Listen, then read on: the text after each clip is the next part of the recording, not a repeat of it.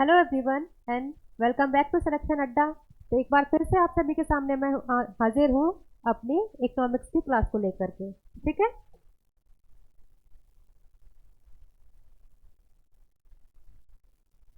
Last class में हमने देखा था अर्थशास्त्र का परिचय। इसके अलावा अर्थशास्त्र में और अर्थव्यवस्था में क्या क्या फर्क होता है, इन दोनों की डेफिनेशन हमने समझी थी। अर्थशास्त्र का उद्भव कहाँ से हुआ था वो सब समझा था। अब हम देखेंगे हमने जो अर्थशास्त्र में और अर्थव्यवस्था में अंतर समझा था।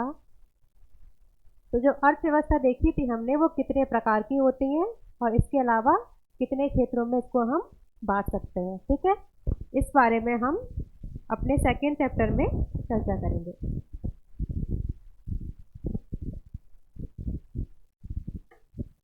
टाइप्स ऑफ इकोनॉमी, अर्थव्यवस्था के प्रकार। ठीक है। अगर आप किसी भी चीज को उसके कुछ प्रकारों में डिवाइड कर रहे हैं तो उसको डिवाइड करने का आपका कुछ नियम या फिर कुछ कायदा भी होगा।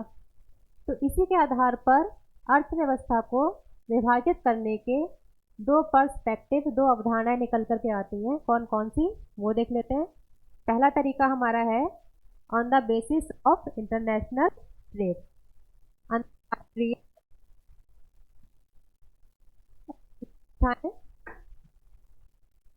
कितने प्रकार की हो सकती हैं। ठीक है, वो इसमें हम देखेंगे। इसके अलावा on the basis of ownership of resources. आप सभी जानते हैं हर एक देश में कुछ ना कुछ संसाधन पाए जाते हैं। अब उन संसाधनों पर अधिकार किसका है, वहाँ के लोगों का है या फिर वहाँ की सरकार का है। उसके आधार पर जब हम इकोनॉमी को डिवाइड करते हैं तो उसे बोलते हैं हम on the basis of ownership of resources. इसके आधार पर हम अर्थव्यवस्था के टाइप देखते हैं। ठीक है। पहली बात है अंतर्राष्ट्रीय व्यापार। ठीक है, इसे समझते हैं। आखिर कोई भी देश अंतर्राष्ट्रीय व्यापार क्यों करना चाहता है। ठीक है, तो जाहिर सी बात है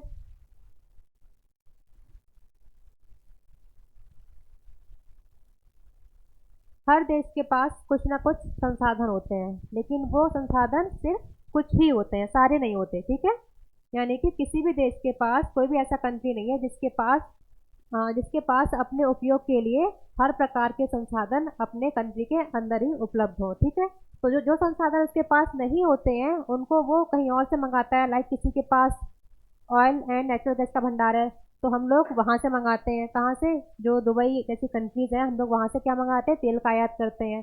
इसके अलावा जो फोन वगैरह होते हैं उनमें पड़ने वाली सेमी कंडक्टर चिप वगैरह होती है, उसको हम चाइना से या फिर कहाँ से मंगाते हैं? ताइवान से मंगाते हैं। ठीक है, इस तरीके से हर देश के पास कुछ ना कुछ साधनों की कमी होती है जिनकी पूर्ति वो किससे करता है? अंतर्राष्ट्रीय व्यापार से। और ये डिपेंड करता है किस पे? Export and import.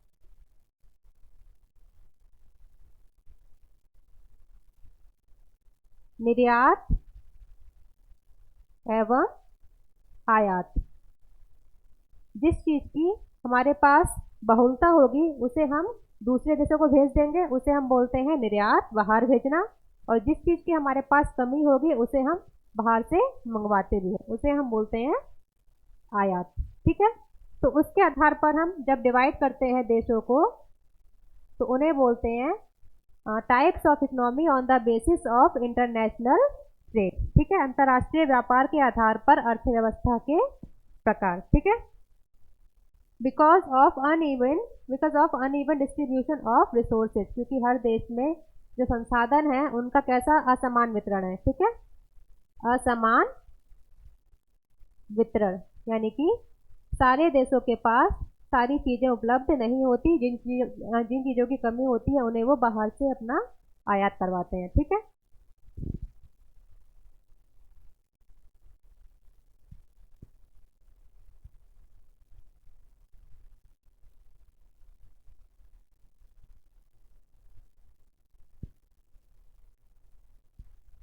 तो सबसे पहले हम देखते हैं economy on the basis of international trade. अंतर्राष्ट्रीय व्यापार के आधार पर अर्थव्यवस्था के प्रकार। ठीक है,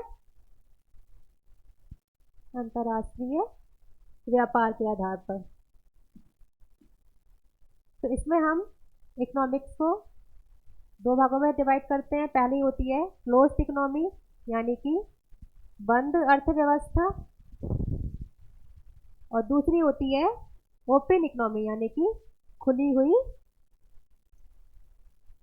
अर्थव्यवस्था। ठीक है, अब मान लीजिए ये एक कंट्री है, ठीक है, इसने अपने आप को इस तरीके से पूरा बंद कर रखा है। ठीक है, अब इसमें क्या अंदर से बाहर की तरफ एक्सपोर्ट यानी कि निर्यात होगा? निर्यात नहीं हो पाएगा क्योंकि पूरी इकोनॉमी बंद है। क्या बाहर से कोई सामान इस देश में आ पाएगा? बिल्कुल नहीं आ पाएगा क्योंकि आयात भी बंद है, यानी कि इंपोर्ट भी बंद है। ठीक है, तो इस टाइप की इकोनॉमी जिसमें किसी भी सामान का या ना तो आयात होता है और ना ही निर्यात होता है, उसे हम बोलते हैं बंद अर्थव्यवस्था, क्लोज्ड इकोनॉमी। ठीक है, अब यहाँ पर देखिए ये एक इकोनॉमी है। ठीक है, इसमें हम इन लोगों ने अपना कुछ गैप दे रखा है। यहाँ से सामान बाहर जा भी सकता है और अंदर आ भी सकता है, यानी कि एक्सपोर्ट अलाउड है, बिल्कुल है। इंपोर्ट हो पाएगा, ये भी बिल्कुल हो पाएगा। ठीक है, तो इस तरह की अर्थव्यवस्था को क्या बोलते हैं? खुली हुई अर्थव्यवस्था। अब एक चीज मुझे आप लोग बताइए कि आज के परिप्रेक्ष्य में ऐसा कोई देश है जो कि पूरी तरीके से बंद इकोनॉमी हो? ठीक है, और अगर है तो वो सरवाइव कैसे कर रहा है? ठीक है, देखते हैं इसकी विशेषताएं क्या होंगी। क्लोज्ड इकोनॉमी की विशेषताएं होंगी जैसा कि मैंने बताया, निर्यात और आयात दोनों क्या होते हैं, इन पर प्रतिबंध लगा होता है, यानी कि ना ही निर्यात होता है, ना ही आयात होता है, ना ही एक्सपोर्ट होता है, ना ही इंपोर्ट होता है। ठीक है, डिपेंड्स ऑन इंटरनल ट्रेड।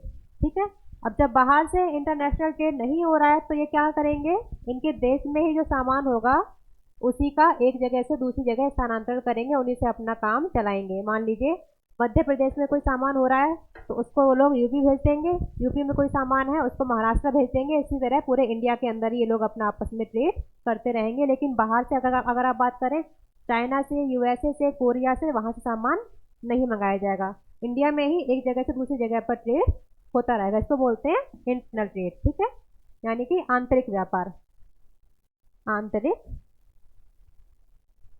व्यापार। हिंदी मीडियम वाले अपने हिसाब से नोट बना सकते हैं। अब जब किसी अर्थव्यवस्था में किसी भी बाहरी देश से कोई व्यापार हो ही नहीं रहा है तो क्या लगता है आपको, वो देश अगर बाहरी देश दुनिया में कोई हलचल हो रही है, अंतर्राष्ट्रीय व्यापार में वहां पे कुछ गड़बड़ पाई जा रही है, तो उससे उसमें कोई प्रभाव पड़ेगा? बिल्कुल नहीं पड़ेगा क्योंकि वो तो कुछ बाहर का सामान मंगवा ही नहीं रहा है, ना अपना सामान बाहर भेज रहा है, यानी कि not affected by international phenomenon.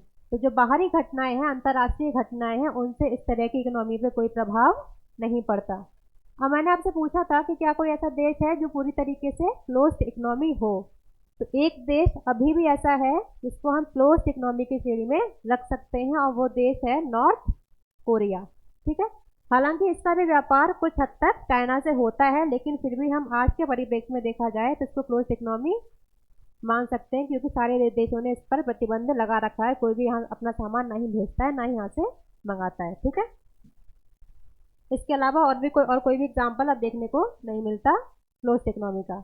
अगर ओपन इकोनॉमी की बात है तो हाँ जी बिल्कुल, पूरा विश्व, उसमें जितने भी देश हैं सब देश एक दूसरे से सामान मंगाते ही हैं। इंडिया में भी आप जानते हैं चाइना से, यूएसए से, यूएई से, हर जगह से हमारा ट्रेड चलता रहता है। तो इसका एग्जाम्पल क्या हो जाएगा, भारत, जापान, यूएसए। इसके अलावा और भी जो देश हैं वो सब किस में आते हैं, खुली हुई अर्थव्यवस्था में। फीचर्स क्या होंगे, import and export are open, यानी कि इंपोर्ट्स पर एंड एक्सपोर्ट पर, आयात पर, निर्यात पर किसी भी तरीके का कोई भी प्रतिबंध नहीं होता। ठीक है, अगर इंटरनेशनल लेवल पर कोई घटनाक्रम घट रहा है तो क्या उससे भारत की अर्थव्यवस्था पर प्रभाव पड़ेगा? बिल्कुल पड़ेगा। आप जानते हैं कि अगर ऑयल के प्राइस पूरे वर्ल्ड में बढ़ते हैं तो उसका प्रभाव हमारे इंडिया पर भी पड़ता है। ठीक है, तो ये अंतर्राष्ट्रीय घटनाक्रमों से प्रभावित होती है कौन सी, खुली हुई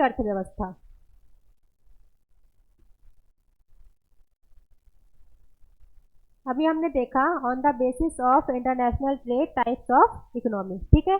अब हम देखेंगे economic on the basis of ownership of resources, ठीक है, allocation and ownership of resources, ठीक है। तो सबसे पहले हमने एक टाइम बात की थी 1776 में एक इकोनॉमिस्ट आए थे जिनका नाम था एडम स्मिथ। कहाँ के थे ये? स्कॉटलैंड के, ठीक है। इनकी बुक आई थी, बुक का नाम क्या था? वेल्थ ऑफ नेशंस, ठीक है, जिसमें पहली बार इन्होंने किसकी बात की थी? प्रॉफिट मेकिंग की, ठीक है। इसके अलावा इन्होंने क्या बात की? नो गवर्नमेंट इंटरफेरेंस, यानी कि सरकार का कोई भी इंटरफेरेंस नहीं होना चाहिए। उस टाइम पर जानते हैं फ्रांसीसी क्रांति चल रही थी तो उसका प्रभाव पूरी दुनिया में था। और फ्रांसीसी क्रांति का ही एक आप कह सकते हैं नारा टाइप से था, क्या? लीजिस फेयर का, इसका मतलब होता है लीव मी अलोन, यानी कि मुझे अकेला छोड़ दो। तो जो फ्रांस के लोग थे उनकी ये डिमांड थी कि उनको व्यापार करने के लिए या फिर अपना कोई भी काम करने के लिए अकेला छोड़ दिया जाए। सरकार का किसी भी तरह का कोई भी नियंत्रण उन्हें बर्दाश्त नहीं था, इसीलिए ये नारा आया था लीजिस फेयर का। और इसी का प्रभाव देखा जा सकता है आपकी किसमें? वेल्थ ऑफ नेशंस नाम की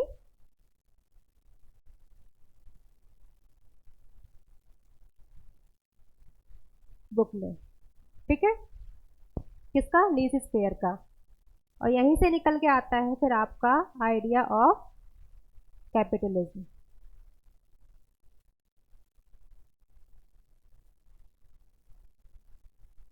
जब लोगों ने डिमांड की कि जो उत्पादन के साधन हैं उन पर सरकार का नियंत्रण नहीं होना चाहिए, किसका नियंत्रण होना चाहिए? वो सब चीजें एक मार्केट के हिसाब से चलनी चाहिए, मांग एवं पूर्ति के हिसाब से चलनी चाहिए, और सरकार का इंटरफेरेंस नहीं होना चाहिए। तो उसी से एक आइडिया निकल के आता है पूंजीवाद का, ठीक है। तो जिन अर्थव्यवस्थाओं में सरकार की हिस्सेदारी या सरकार की भागीदारी बहुत कम होती है उत्पादन के साधनों पर, वहां होती है कौन सी? पूंजीवादी अर्थव्यवस्था, ठीक है। इसके अलावा इधर चलते हैं, आइडिया ऑफ सोशलिज्म। अगर कैपिटलिज्म है तो उसका कुछ अपोजिट भी होगा, ठीक है, यानी कि ऐसी ऐसी संस्था जहां पर सरकार का पूरा पूरा नियंत्रण हो, तो उसी को बोला जाता है सोशलिज्म, यानी कि समाजवाद। समाजवाद का आइडिया पनपता कहाँ से है वो देख लेते हैं, ठीक है। कार्ल मार्क्स के बारे में आप सभी जानते हैं, एक बहुत बड़े साइंटिस्ट हैं कार्ल मार्क्स। उनकी एक बुक पब्लिश होती है दास कैपिटल, ठीक है। उसमें ये बात करते हैं कि all persons are not able to take their own decisions, government intervention is must, यानी कि जो लोग हैं वो अपने निर्णय स्वयं लेने में सक्षम नहीं है, सरकार का नियंत्रण होना इन क्षेत्रों में जरूरी है। वरना क्या होगा? जो अमीर लोग होंगे वो और अमीर होते जाएंगे, गरीब और गरीब होते जाएंगे, और अमीर लोग गरीबों का शोषण करेंगे, और इससे समाज में क्या होगा? अराजकता फैलेगी। तो इसको कंट्रोल करने के लिए, इस अराजकता को कंट्रोल करने के लिए गवर्नमेंट का कंट्रोल मस्ट है, यानी कि जरूरी है, ठीक है। अब कुछ टाइम बाद हम लोग आ जाते हैं 1929 में। इस टाइम क्या हुआ था? पूरा विश्व में गुजर रहा था ग्रेट डिप्रेशन ऑफ वर्ल्ड। शुरू कहाँ हुआ था ये? यूएसए में, ठीक है।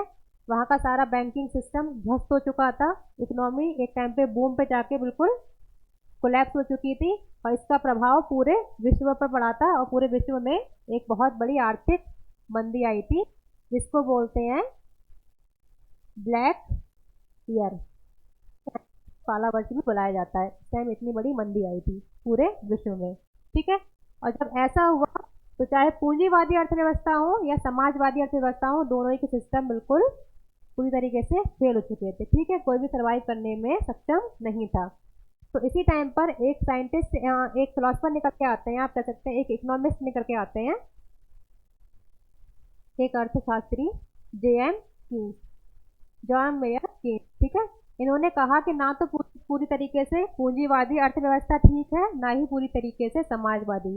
होना क्या चाहिए? एक देश में इन दोनों का मिक्सचर होना चाहिए, यानी कि जहां जरूरत है वहां सरकार का नियंत्रण भी होना चाहिए, और जहां जरूरत नहीं है वहां पर सरकार का नियंत्रण नहीं होना चाहिए और हर देश में एक मिक्स्ड इकोनॉमी फॉलो की जानी चाहिए, एक मिश्रित अर्थव्यवस्था फॉलो की जानी चाहिए। तो अगर यहाँ देखा जाए तो पूंजीवादी अर्थव्यवस्था के फादर कौन कहलाए जाएंगे?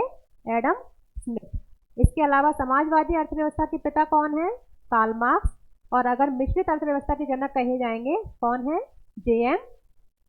कीन्स। ठीक है, ये बात आपको ध्यान रखनी है। पूंजीवादी अर्थव्यवस्था के जनक कौन हुए? Adam Smith. समाजवादी के कार्ल मार्क्स और मिश्रित अर्थव्यवस्था के जे.एम. कीन्स। ठीक है,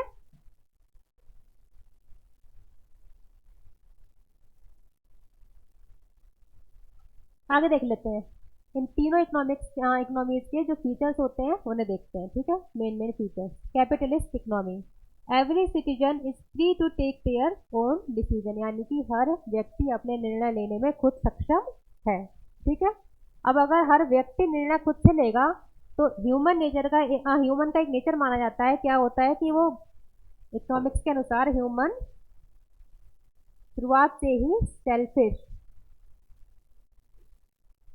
स्वार्थी होता है। ठीक है, तो अगर उसके हाथ में सारी सत्ता आप दे देंगे तो वो क्या करेगा? अपना जो उसका लाभ है उसको ज़्यादा से ज़्यादा करने की कोशिश करेगा। तो अगर देखा जाए तो पूंजीवादी अर्थव्यवस्था का मेन ऑब्जेक्टिव या मेन उद्देश्य क्या होता है? अपना प्रॉफिट को मैक्सिमाइज करना, अपने प्रॉफिट को ज़्यादा से ज़्यादा बढ़ाना। ठीक है, गवर्नमेंट का कंट्रोल मैंने बताया, गवर्नमेंट का कंट्रोल तो यहाँ पर बिल्कुल नहीं होता, इसीलिए ये पूंजीवादी अर्थव्यवस्था है। ठीक है, फ्री मार्केट मैकेनिज्म, यानी कि मुक्त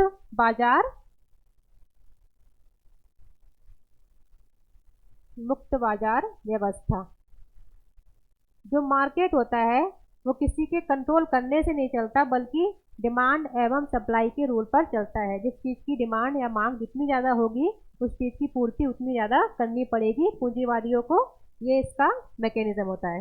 ठीक है, आइडिया कहाँ से आता है? लीज इज फेयर, मैंने आपको बताया था फ्रांस की क्रांति में ये जो नारा था इसको लगाया गया था। लोगों ने डिमांड की थी कि उद्योग धंधों पर उनको जो गवर्नमेंट का कंट्रोल है वो हटवा दिया जाए।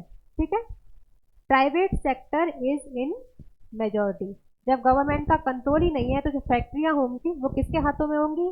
जो आप जैसे लोग, हम जैसे लोग होंगे, जो आम आदमी होंगे, प्राइवेट लोग होंगे, उनके हाथ में होंगी किसकी सत्ता? प्राइवेट सेक्टर, यानी कि जो उद्योग धंधे होंगे उन पर उनका, आप कह सकते हैं एक तरीके से कब्जा होगा, या उन पर मालिकाना हक किसका होगा? निजी आम लोगों का। हायर एंड फायर पॉलिसी, इसका मतलब ये है, अभी भी आप देखेंगे अगर इंडिया में अगर आप देखेंगे गवर्नमेंट सेक्टर में और प्राइवेट सेक्टर में, तो अगर प्राइवेट सेक्टर में कोई इंसान ठीक से काम नहीं करता है तो उसको निकालने में उन लोगों को ज़्यादा परेशानी नहीं होती है। वहीं अगर कोई गवर्नमेंट क्षेत्र का वर्कर है तो उसको उस फील्ड से मतलब नौकरी से निकालने में काफ़ी परेशानी का सामना करना पड़ सकता है। यानी कि हायर एंड फायर की पॉलिसी, जब ज़रूरत होगी, जिसकी ज़रूरत होगी ये लोग रख लेंगे, अगर ज़रूरत नहीं है, कोई इंसान ठीक से काम नहीं कर रहा है तो उसको तुरंत निकाल भी देंगे। ठीक है, समाजवादी में देखेंगे तो क्या होता है? All persons are not able to take their own decisions, यानी कि हर व्यक्ति अपने निर्णय लेने में खुद सक्षम नहीं है, तो गवर्नमेंट का कंट्रोल मस्ट है। ऑब्जेक्टिव क्या है? मेनली गवर्नमेंट का, अगर गवर्नमेंट अच्छी तरीके से काम कर रही है तो उसका ऑब्जेक्टिव क्या रहता है? लोगों की भलाई करना, ना कि अपना प्रॉफिट देखना। ठीक है, समाजवाद का मेन आइडिया यही है कि हमें लोगों का भला करना है। ठीक है, तो क्या होगा? अगर लोगों की भलाई के लिए काम करेगी तो इसका मेन उद्देश्य भी बन जाता है। कंट्रोल्ड इकोनॉमी का मतलब है किसका कंट्रोल होता है? गवर्नमेंट का, सरकार का। ठीक है, सरकार द्वारा नियंत्रित ये अर्थव्यवस्था होती है। अगर सरकार द्वारा नियंत्रित है तो यहाँ पर जो सेक्टर होंगे या उद्योग धंधे होंगे उन पर किसका नियंत्रण होगा? ऑब्वियसली सरकार का। और इसको बोलते हैं हम लोग पब्लिक सेक्टर।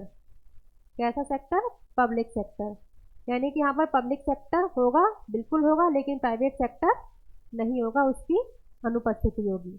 कोई भी खुद से जाके अपने उद्योग धंधे नहीं खोल सकता। अगर कोई प्राइवेट सेक्टर ही नहीं है, कोई उद्योग ही नहीं है, तो जो संपत्ति है उस पर किसका अधिकार होगा? ऑब्वियसली संपत्ति पर भी अधिकार किसका होगा? सरकार का। कोई भी प्राइवेट प्रॉपर्टी नहीं होगी। ठीक है, no choice to the consumer. अब आप एक बात मुझे बताइए कि जब किसी भी उद्योग धंधे पर सरकार का नियंत्रण होता है तो उसमें क्या हमें चॉइसें मिलती हैं?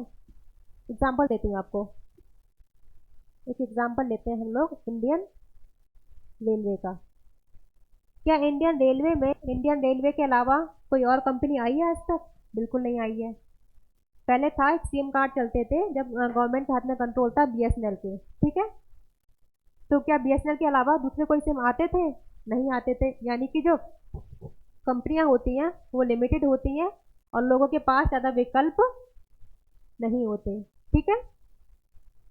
नो कंज्यूमर सॉवरेनिटी, इसका मतलब ये है, जैसे हमने यहाँ बात की थी, क्या, फ्री मार्केट मैकेनिज्म, यानी कि जितनी डिमांड होगी जिस चीज़ की उसकी उतनी ज़्यादा पूर्ति भी की जाएगी। लेकिन अगर यहाँ बात की जाए तो यहाँ पर गवर्नमेंट क्या करती है? गवर्नमेंट अपनी मर्जी से सामान वस्तुओं का उत्पादन करती है, वस्तुओं एवं सेवाओं का। यहाँ पर कोई भी, आप कह सकते हैं जो उपभोक्ता होते हैं उनकी कोई भी संप्रभुता नहीं होती, ठीक है। अगर गवर्नमेंट को लगता है कि इन सामानों को हमें इतना उत्पादन करना चाहिए, इतना ज़रूरी है, तो वो उस हिसाब से सामानों का उत्पादन करेगी, उपभोक्ताओं की मांग के आधार पर नहीं करेगी, ठीक है। मिक्स के बारे में देख लेते हैं। कुछ नहीं, ये तो इन दोनों का एक तरीके से मिक्सचर ही है। Economy driven by the both socialism and capitalism. यहाँ पर क्या होता है? उत्पादन के कुछ साधनों पर प्राइवेट सेक्टर का कह सकते हैं अधिकार होता है, एंड कुछ साधनों पर जहाँ पर ज़रूरत है वहाँ पर सरकार का नियंत्रण भी होता है। और कुछ क्षेत्रों में हो सकता है कि दोनों लोग साथ में भी काम करें, पब्लिक प्राइवेट पार्टनरशिप के तौर पर। ऑब्जेक्टिव क्या होगा? दोनों ऑब्जेक्टिव होंगे, लाभ कमाना भी, इसके अलावा समाज का कल्याण करना भी, ठीक है। प्राइस किसे डिटरमाइंड होंगे? प्राइस डिटरमाइंड होंगे प्राइस मैकेनिज्म। जैसे हम लोग इंडिया में देखते हैं, यहाँ कैसे डिटरमाइंड होते हैं? यहाँ पर जो प्राइस होते हैं डिटरमाइंड होते हैं मांग एवं पूर्ति के नियम के आधार पर, यानी कि जो मार्केट का मैकेनिज्म है उसी के आधार पर। लेकिन अगर जरूरत से ज़्यादा प्राइस बढ़ जाते हैं तो वहाँ पर एक सिस्टम आता है आरबीआई का, ठीक है, जिसका काम ही यही है, क्या करना? अगर देश में महंगाई ज़्यादा बढ़ रही है या घट रही है उसको कंट्रोल में लाना, ठीक है। ये किसके अंतर्गत आता है? गवर्नमेंट ऑफ इंडिया के अंतर्गत, ठीक है। यानी कि प्राइस डिटरमाइंड होते हैं यहाँ पर प्राइस मैकेनिज्म के आधार पर, लेकिन उन पर कंट्रोल किसका रहता है? उन पर रेगुलेशन किसका रहता है? गवर्नमेंट ऑफ इंडिया का। अगर मतलब गवर्नमेंट उसको बहुत ज़्यादा बढ़ने भी नहीं देती और बहुत ज़्यादा घटने भी नहीं देती, ठीक है। Determined by market forces, demand and supply, वही बात है। कंट्रोल्ड बाय गवर्नमेंट, ठीक है। जो प्राइस होंगे वो डिटरमाइन होंगे मार्केट फोर्सेस के आधार पर, मांग एवं पूर्ति के नियम के आधार पर, लेकिन उनको कंट्रोल करता है, उनको रेगुलेट करता है कौन? गवर्नमेंट ऑफ इंडिया, ठीक है। बेस्ट एग्जांपल इसका इंडिया, इसके अलावा और भी बहुत से कंट्रीज हैं, ठीक है। फादर ऑफ मिक्स्ड इकोनॉमी कौन होंगे? जेएम कीन्स, ठीक है। इनके बारे में हम पहले भी देख चुके हैं।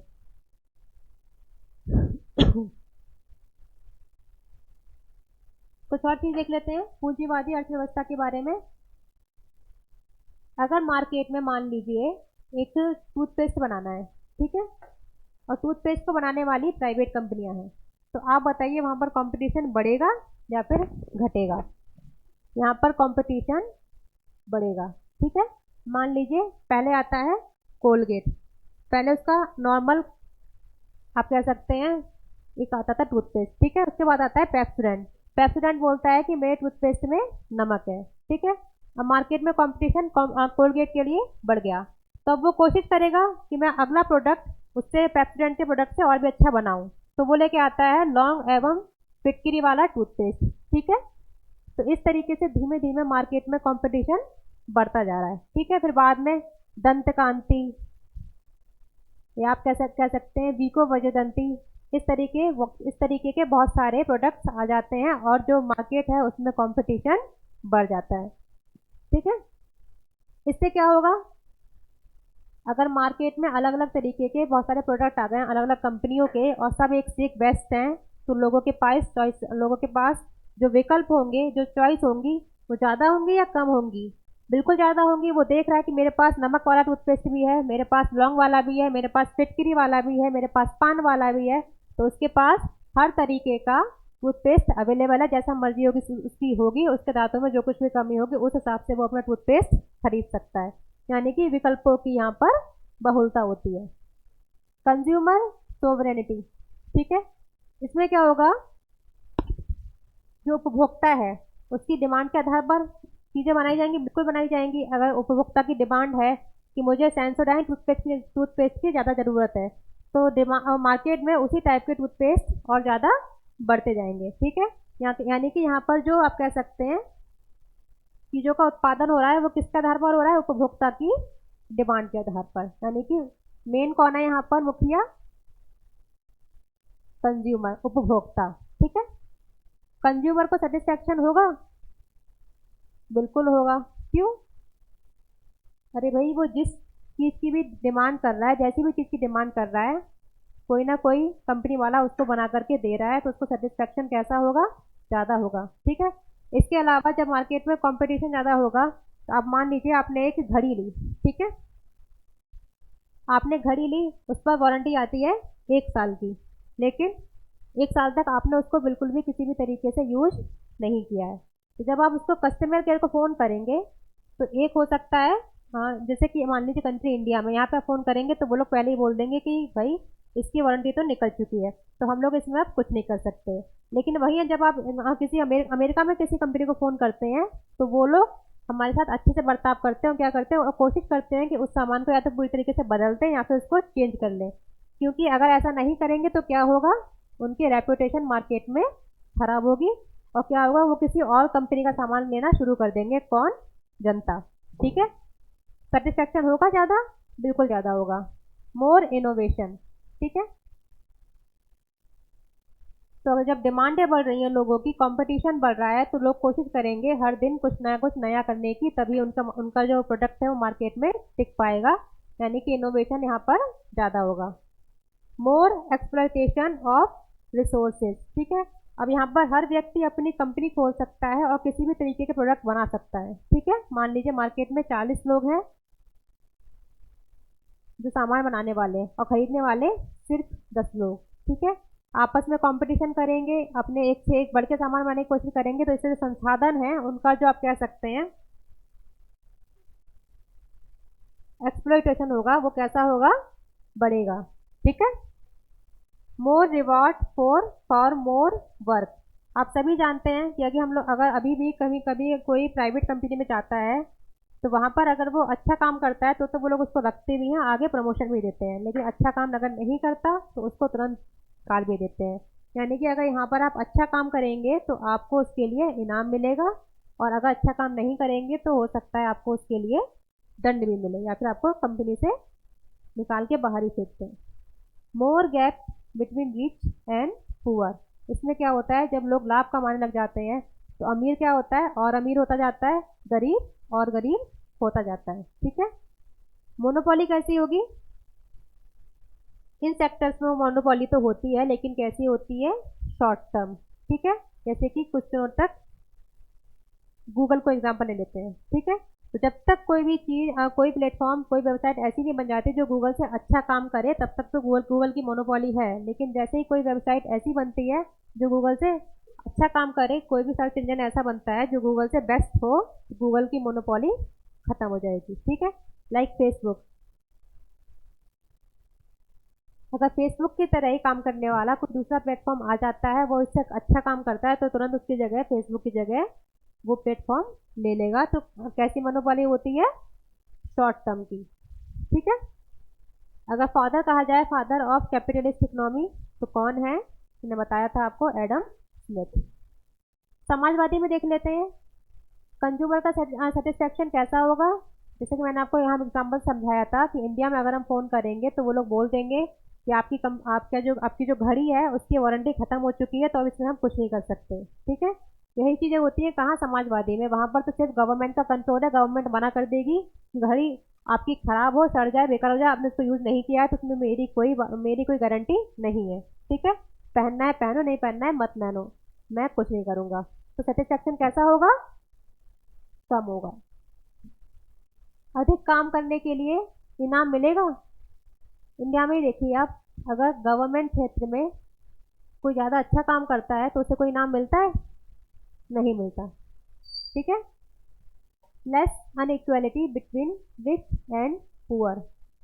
यहाँ पर हर चीज़ पर सरकार का नियंत्रण है, उसका मेन मकसद क्या है? लोगों का कल्याण करना। ठीक है।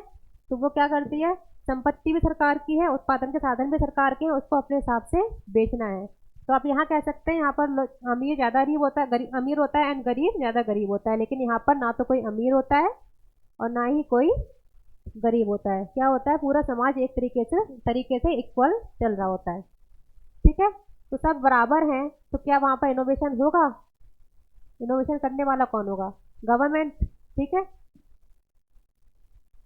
और जब लोगों के अंदर कोई कंपटीशन की भावना ही नहीं है, उन्हें पता है कि अगर मैं अच्छा काम करूंगा तब भी मुझे उतनी सैलरी मिलनी है। मान लीजिए उसकी सैलरी है 30,000, अगर मैं अच्छा काम करूंगा तब भी सरकारी एम्प्लॉय को इतनी सैलरी मिलनी है, अगर वो खराब काम करेगा तब भी उसको इतनी सैलरी मिलनी है। तो क्या वो इनोवेशन पर ध्यान देगा? नहीं देगा। ठीक है। मोनोपोली कैसी होगी? रेलवे को देख लेते हैं, इंडियन रेलवे। क्या आज तक रेलवे की फील्ड में इंडिया में दूसरी कंपनी आ पाई है? नहीं आ पाई है। किसकी मोनोपोली है? सिर्फ रेलवे की। सरकार की मोनोपोली होती है, यानी कि सारी जो जितने भी जितनी भी कंपनियां होती हैं उन पर किसका हक होता है? सरकार का। ठीक है। तो सरकार की मोनोपोली की वजह से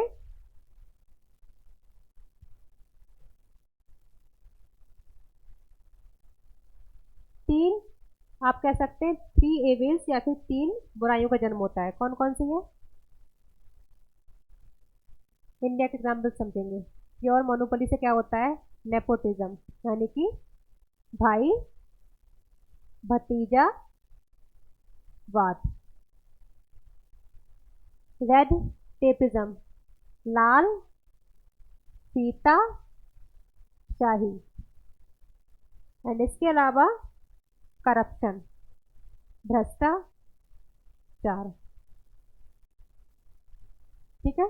मान लीजिए एक ही कंपनी है, उस पर कुछ ही लोगों का अधिकार है, जो सरकार के लोग हैं उन्हीं का अधिकार है। ठीक है। तो इससे क्या होगा? वो कोशिश करेंगे तो जो उनके परिवार वाले हैं या उनके दोस्त हैं उनको ही उसी कंपनी में और ज़्यादा भर्ती किया जाए। इसको हम लोग क्या बोलते हैं? भाई भतीजा वाद। ठीक है। तो ये चीज़ सरकारी क्षेत्र में बहुत ज़्यादा देखने को मिलती है। इसके अलावा जब एक ही कंपनी में एक ही घर के लोग या एक ही परिवार के जान पहचान वाले लोग भर्ती हो जाएंगे, सब हो जाएंगे उसी कंपनी में, उन्हीं का हक होगा, तो क्या वो ढंग से काम करेंगे? नहीं करेंगे। वो कामों में क्या करेंगे? लेट लतीफ़ी करेंगे और अपनी चलाएंगे और लोगों की बातें ध्यान से नहीं सुनेंगे, जैसा कि हम लोग अक्सर गवर्नमेंट सेक्टर में देखते हैं। क्या होगा? भाई भतीजावाद से किस चीज़ को बढ़ावा मिलेगा? डेट टेपिज्म की, लाल फीता शाही को।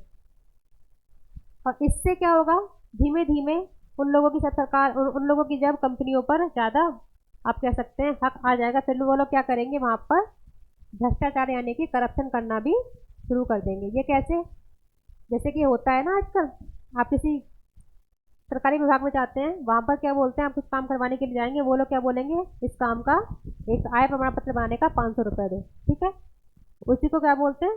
भ्रष्टाचार। ये लोग कोशिश करते हैं कि किसी न किसी सोर्स से हमारी एक्स्ट्रा इनकम होती रहे, और क्या किस चीज़ को बराबर मिलता है? करप्शन को। ठीक है।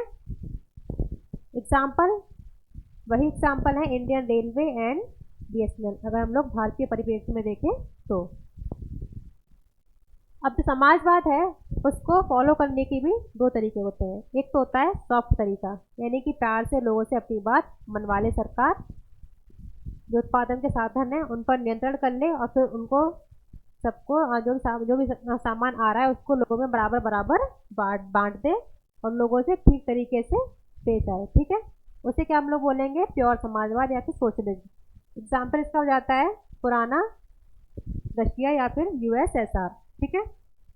United states of Soviet Russia.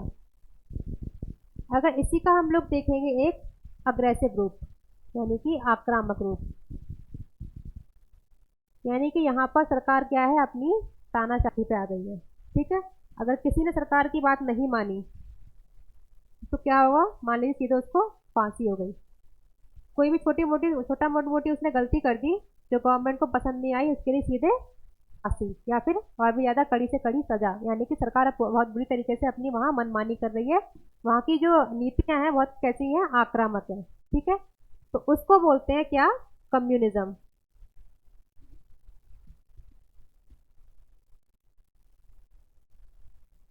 Communism या साम्यवाद। और अगर साम्यवाद का एग्जाम्पल देखें तो क्या हो जाता है, चाइना। चाइना में आप सभी जानते हैं गवर्नमेंट का कंट्रोल है उत्पादन के साधनों पर, सारी कंपनियों पर, और इस तरीके से है कि वहाँ की गवर्नमेंट के खिलाफ कोई अपनी आवाज़ भी नहीं उठा सकता। इसके अलावा नॉर्थ कोरिया, ये भी एक एग्जाम्पल बन जाता है किसका, कम्युनिज्म का। अगर फादर ऑफ सोशलिस्ट इकोनॉमी, गलत लिख दिया है यहाँ पर, सोशलिस्ट इकोनॉमी, समाजवादी अर्थव्यवस्था के पिता पिता देखे जाएं तो कौन थे, कार्ल मार्क्स। ठीक है, ये बात आपको ध्यान रखनी है।